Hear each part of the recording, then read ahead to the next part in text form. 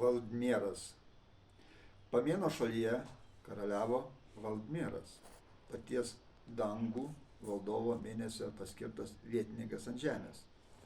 Valdmieras buvo teisingas, išmintingas ir griežtas visumo paredo gynėjas ir darnaus sargas. Jis turėjo galę ir teisę uždegti reikalą esant vienas žvaigždės ir gesinti kitas. Jam talkininkavo deivė Švisgasta. Valdmieras buvo deivio Puskaičio ir deivės Dambriedės sūnus.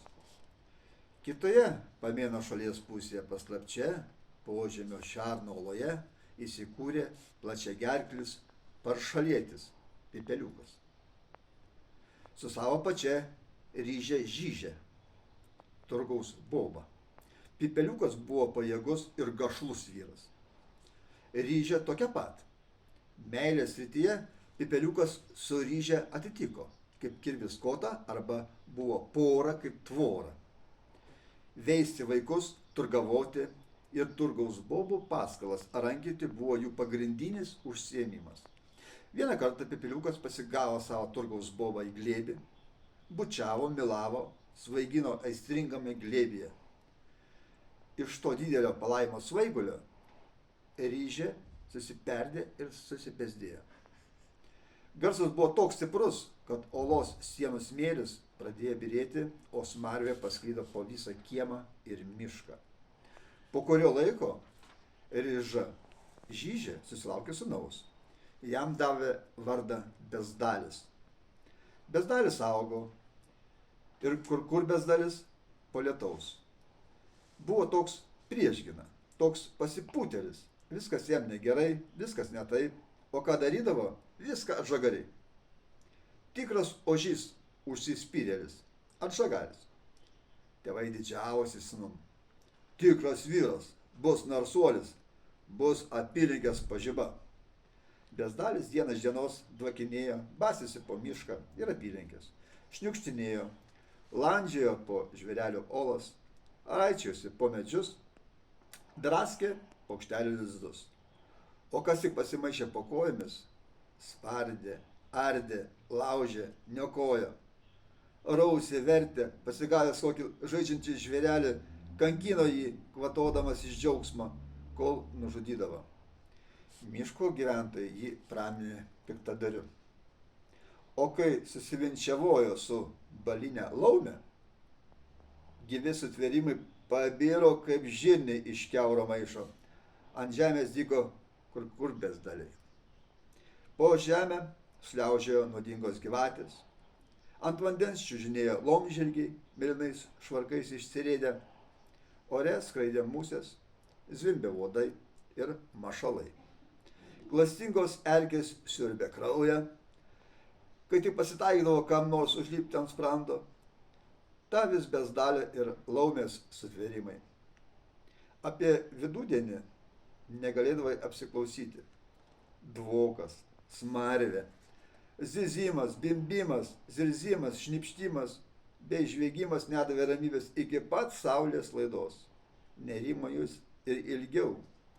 Rodės, kad tie požemio karalystės paršaliečiai niekada ir nemiega. Paskutinis Bezdalė ir laumės palikuonis gimė iš jų prakaito smoko. Jį pavadino žmogu. Žmogas turėjo išvaizdą panašią į civilius, tik prigimtis buvo kita. Puiku, bus mūsų padėjėjas, didžiausias tėvas, bus mūsų užvadėlis, turavojo motina. Žmogas auga, galingas, akiplėša, drutuolis. Apylinkės siaubas. Tikras valdovas, džiaugiasi tėvas Bezdalis. Pasaulio pažiba, turavoja motina laumė čaraunikė. Žmogas išėjo iš gimtos pelkės limpynės. Radęs patikusią žvėrelio buveinę, išvijo jį ir pats apsigyveno karališkai. Pasimk viską, ką gali, mąstė žmogas. Aš Bezdalio, aš laumės sūnus. Man priklauso viskas. Aš galiu viską. Teršti, bezdėti, skersti ir taip toliau. Ėjo laikas. Žmogus myslijo ir jis sumyslijo.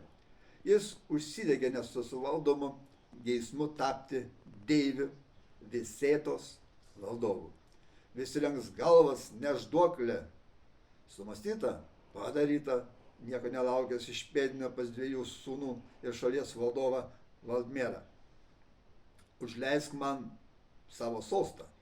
Aš turiu būti valdovu, užharhaliavo žmogas. Noriu viešpatauti ant visą svietą. Noriu. Valdmieras nesatiko. Tada ruoškis kovai. Aš ateisiu su 11 Asavo kariauna. Žmogas pasivadina visą savo giminę, 5 žmogai. Dar pasivadino aršesnius savo 6 brolius, klastingus ir nuožmius piktadarius. Ir visa 11 žmogų šaika išėjo į valdovo Valdmiero pilį vykdyti didžiojo pasaulio plano. Valdmieras pasiėmė lanką su strėlėm, barbarką ir tinklelį bezdalių sutvėrimams gaudyti. Be to pasikeitė 4 vėjus ir 7 penkurvėtrius viesulus ir išėjo su 11 karžyų kariauna gintis. Kilo neišpasakytas aliarmas ir harahalinė. Zyzė, birbė, zirzė apie kažkokią lygiavos teisybę ir reikalavo apleisti sostapilį, pasidalinti. Plačia gerklė reikia gvaltų, gerklės neuždarydami. Valdmieras nusitaikęs progą įvarė žmogą į kampą ir paleido strėlę į jo pražiotą gerklę. Žmogas krito negyvas. Kariauna netekusi vado išsilakstė, išsislapstė ir puldinėjo iš pasalų slapčia, patamsiais. Valdmieras iš laumės atėmė slaptąjį planą, kur buvo smulkiai surašytas šalies niokojimas ir valdžios užgrobimas. Be to buvo žemės žemiečių likimo tesulos. Tik tai buvo didysis planas. Bezdalį pasigavo 4 siautulingi vėjai, susuko, suvijo ir tas dingo ore kaip dūmas. 7 perkūnmetriai viesulai iš pamatų sugriovė pipeliuko ir ryžės šerno irštą, neliko ir balinės laumės būklos. Tačiau jie tolimų ginaičių padedami persikėlė kitur. Ryžo turgaus boba Žyžė pardavinėjo lupatas, visokius blizgučius ir rinko kaupė pinigus, kad galėtų pasisamdyti agentų ir per juos pralysti į Valdmiero žinių tarybą, iš ten trukdyti ir kenkti. Laumė čaravojo, užleido pavietrę, tai vadinama mara epidemija. Rengė intrigas, jaukė ramybę. Taip ir atsitiko, šalyje dar ilgai bujojo sujauktis ir suirutė. Aibės piktadarių lindėjo pasislėpę už kiekvieno kampo. Piktadarių šalyje privyso daugiau negu vietinių gyventojų. Valdmierui buvo sunku. Sunku buvo atskirti, kas tikras tautietis, o kas prisiplakėlis, gerai vaidinas savojo rolę. Palengva Valdmieras pradėjo atstatinėti buvusią tvarką ir vėl išmintingai valdė šalį. Laikina šalies suirutė baigėsi iškankinusi kraštą.